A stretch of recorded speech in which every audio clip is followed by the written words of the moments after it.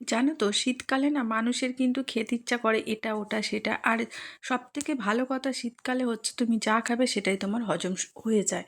আর গরমকালে না আমাদের মনে হয় বেশ পাতলা পাতলা ঝোল খাই, একদম সাদা সাপটা খাবার খাই। আর শীতকাল যেহেতু চলেই এসেছে, তাই জন্য বাড়িতে আজকে হবে কড়াইশুঁটির কচুরি। বড় অনেক দিন ধরেই বলছিল যে কড়াইশুঁটি নিয়ে আসি কচুরি বানাবে, তো আজকে দেখলাম নিয়েই চলে এসেছে। কড়াইশুঁটিটা ভালো করে ছাড়িয়ে মিক্সিতে বেটে আর পুরটা রেডি করে নিয়েছি। তারপরে আর কি ময়দা মেখে নিয়েছি।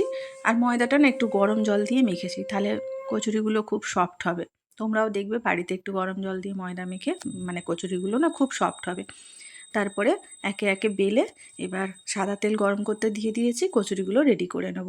আর আজকে না ছিল সোমবার, তো বাড়িতে আমাদের সোমবার দিন মানে নিরামিষ হয়। না হলে এটার সাথে যদি একটু কষা কষা মাংস হতো, খেতে কিন্তু দারুণ জমে যেত। তাই আজকে আর মাংস তো হলো না, নিরামিষ আলুর দম করেছিলাম।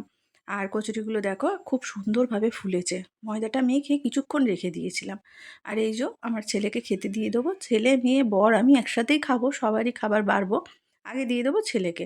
আর এই যে দিয়ে দিলাম একটা ছানার জিলিপি। এই ছিল আজকে রাতের মেনু।